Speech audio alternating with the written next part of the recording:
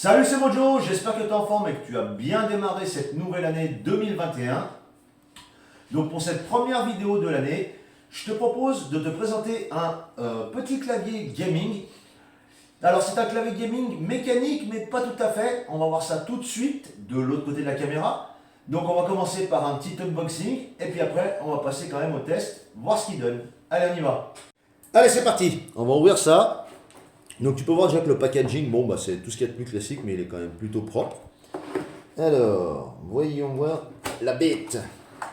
Hop. Donc on retrouve un petit manuel, je suppose, avec toutes les explications. Et donc le fameux clavier. Hop, voilà, c'est tout ce qu'on a dans la boîte. Alors au niveau du poids, il est vraiment plutôt léger. Au niveau de la finition, c'est un blanc un peu brillant mais qui ne laisse pas les traces de doigts comme tu peux voir. Et puis au niveau de la qualité des matériaux, c'est pas du grand luxe, mais c'est quand même relativement propre. Il n'y a vraiment pas de quoi se plaindre à ce sujet-là. On va retrouver à l'arrière donc deux petits clips qui va te permettre de le mettre en incliné comme ceci. Et puis donc on va passer d'un peu plus près pour voir les caractéristiques. Donc le clavier mesure 47 cm par 19 par 3,6 et il pèse 690 grammes. Il est donc composé de 105 touches avec 19 touches anti-ghosting et 12 touches de raccourci. Alors, si tu ne sais pas ce que c'est les touches anti-ghosting, c'est comme je te le disais en début de vidéo, c'est simplement que c'est un clavier semi-mécanique. Donc, la plupart des touches sont classiques, mais les touches qui sont utilisées la plupart du temps pour le gaming sont elles mécaniques, comme celle-ci par exemple, la barre d'espace, celle-ci, les touches de macro, et ainsi de suite. Ce clavier est également en RGB, avec 8 modes disponibles, plus un mode Do It Yourself, donc c'est toi qui pourras composer les couleurs que tu souhaites, ou alors il y a également un mode Sound, ce qui va te permettre en fait de faire battre les RGB du clavier au rythme de ton jeu. Il est également composé d'un petit fil de 1,60 m tressé en USB. Et comme tu pourras le voir, au niveau de la finition, il y a quelques petites touches gaming assez sympathiques comme ici en nid d'abeille ou juste là. Alors ça brille un peu, mais je suppose que tu devrais les voir quand même. Un petit filet tout le tour ici.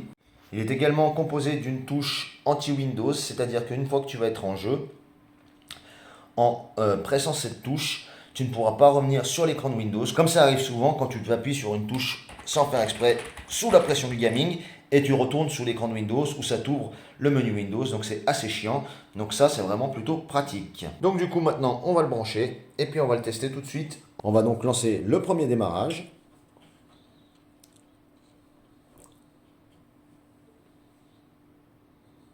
Là, il s'initialise, et voilà le bestiau allumé. Alors, on va tester les différents modes de LED. Donc là, c'est éteint ou allumé. OK. Donc maintenant, on va tester les différentes combinaisons RGB. Donc pour ça, il va falloir appuyer sur le bouton FN, puis la touche 1. Donc ça, c'est suite départ. La touche 2. La touche 3. Là, c'est comme un battement de cœur. La touche 4. Sympa, mais il ne faut pas être épileptique. La touche 5. Là, c'est vraiment quand tu es à fond dans le gaming. La touche 6. La touche 7. Sympa. La touche 8. Oula, il y a des éclairs. Et la touche 9. Ok. Ah ouais, d'accord. Ah ouais, ça fait comme un néon, tu sais, quand il est grillé. Franchement, sympa.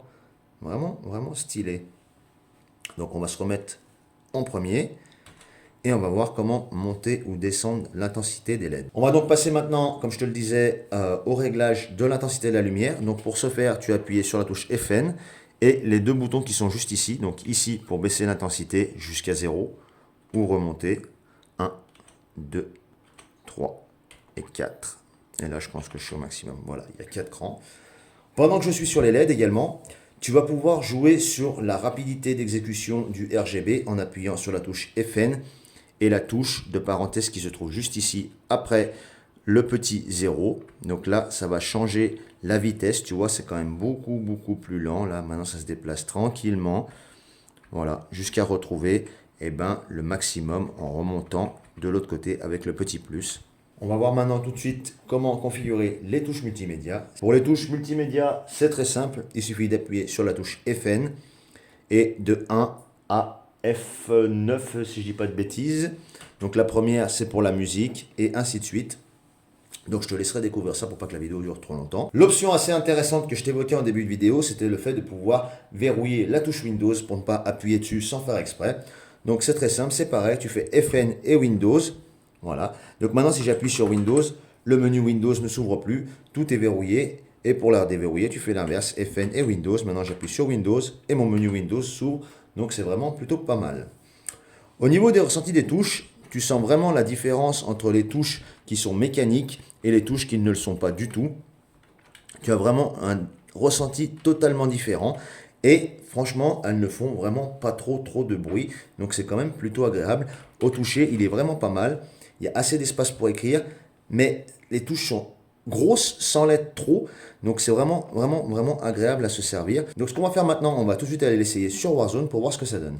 Donc avant de démarrer le test sur Warzone, je voulais te montrer quand même quelque chose, que ça fonctionne réellement par rapport au son de la voix ou au son du jeu. Je te montre ça tout de suite. A, B, C, D. Donc je vais mettre le son, pas sur le casque, mais sur les haut-parleurs pour pouvoir jouer. Et on va voir ce que ça donne. Je pense que ça devrait être assez fun. Allez, c'est parti, on va voir ce que ça donne.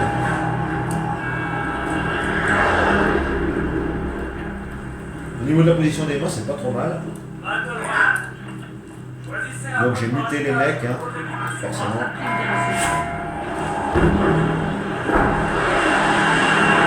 Moi, je vais bien décaler un peu le clavier. Il y a plein de mecs. Donc on est dans la mer.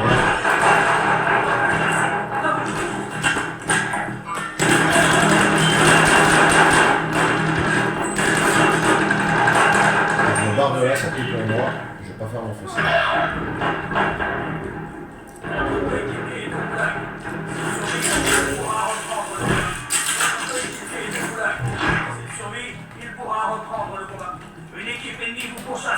Là, au niveau des touches, ça va. Oh putain. Ouais, donc je te disais, au niveau des touches, ça réagit plutôt bien. Franchement, il n'y a pas de latence, il n'y a rien du tout. C'est vraiment très réactif. Les touches, ça fonce pas trop. C'est plutôt pas mal. C'est plutôt pas mal. Oh putain, j'étais sur. Si vous perdez, tout est fini. Vous allez devoir gagner votre liberté, soldat.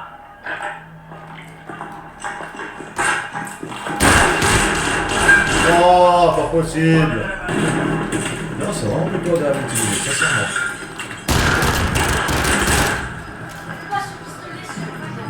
J'ai un super feeling avec les touches.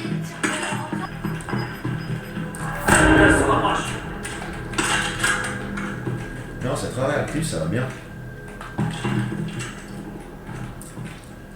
Ça va vraiment super bien. Ce petit mode quand tu touches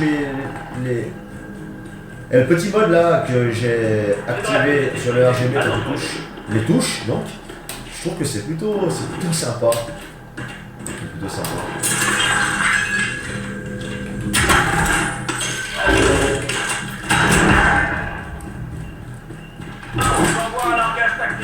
Alors je sais pas ce que tu penses de ce petit clavier, mais moi je le trouve plutôt pas mal. Autant niveau design que niveau qualité, que niveau finition. Alors après on va pas se mentir, au niveau de la finition, on n'est pas sur du grand clavier, c'est du grand matériau, c'est du plastique, mais ça fait très bien l'affaire. Comme on dit, ça fait la blague, donc ça c'est vraiment plutôt pas mal. Oh, tirer dans l'oignon, le 5 casse, c'est pas évident de s'en rendre sur bien. Non, franchement, je suis plutôt convaincu par ce petit clavier. En plus, au prix où il coûte, très sincèrement, je pense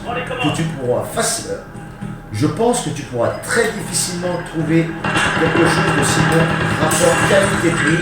Très franchement, je pense que ça va être le meilleur rapport qualité-prix que ce petit clavier.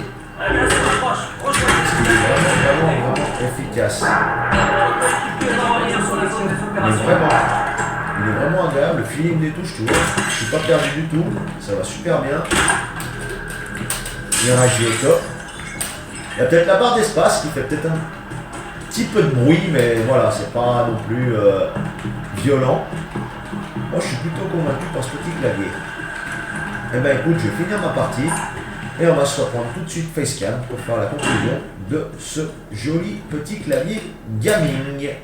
Bon ben voilà, j'ai fait le tour de ce petit clavier gaming et très sincèrement, comme je te le disais dans la vidéo là d'essai, ça me paraît très compliqué de trouver un meilleur rapport qualité-prix. Alors peut-être après qu'il en existe parce que je ne connais pas non plus tous les claviers gaming, mais c'est un des premiers claviers gaming que je vois avec autant d'options, donc aussi bien RGB, macro et touches de raccourci, plus le fait que ce soit du semi-mécanique.